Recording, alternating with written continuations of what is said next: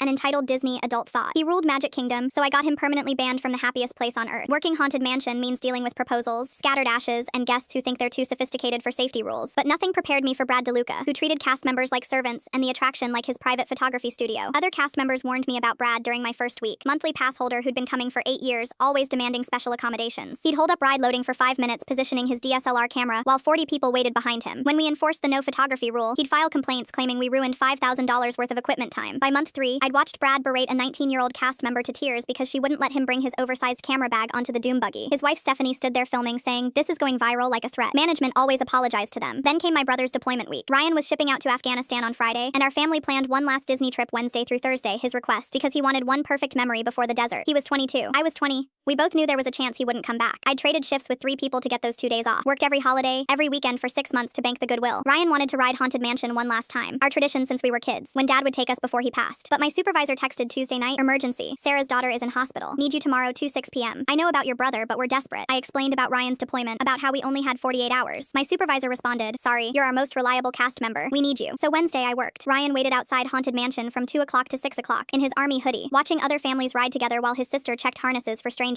At 5:47 p.m., 13 minutes before my shift ended, the DeLuca family arrived. Brad had his camera bag, the one explicitly banned after his last incident. "Sir, camera bags aren't permitted on the ride," I said, keeping my voice steady even though I could see Ryan through the exit, checking his phone. Brad didn't even look at me. "I've been riding this for 8 years. Nobody's ever had a problem. The policy is clearly posted. I can hold it at the station. Do you know how much this equipment costs? More than you make in 6 months. I'm not leaving it with some minimum wage kid." My phone buzzed. "Ryan, you almost done? We only have tomorrow left. Sir, I need you to either check the bag or exit the queue." Stephanie pulled out her phone. "Here we go again. Another power-tripping cast member." Brad leaned in close. "Listen carefully. I spend more money here in 1 month than your annual salary. You're going to let me on this ride, or I'm making sure you're unemployed by tomorrow." Something in me cracked. My brother deploys to Afghanistan on Friday, I said quietly. I gave up our last 2 days together to work this shift, and now I have 13 minutes left to ride with him one last time before he goes to war. So no, you're not bringing that bag on the ride. You're going to wait in line like everyone else. Brad's face went purple. "You little sir, lower your voice or I'll call security." That's when Brad grabbed my radio off my belt and threw it hard at the doom buggy track. It shattered against the metal rail, pieces scattering into the ride mechanism. The ride auto shut down. Emergency lights flooded on. 200 guests groaned as their doom buggies stopped mid-ride. Brad realized what he'd done 3 seconds too late. Destroying ride equipment is a permanent ban offense. Automatic, no appeals. That's what happens when you disrespect paying guests, he shouted. Security arrived in 45 seconds. The ride was down for 90 minutes while they cleared debris from the track. I gave my statement with shaking hands, showed them the text from Ryan. My manager looked at the shattered radio, then at me. "I'm sorry about your brother. Go, we've got this."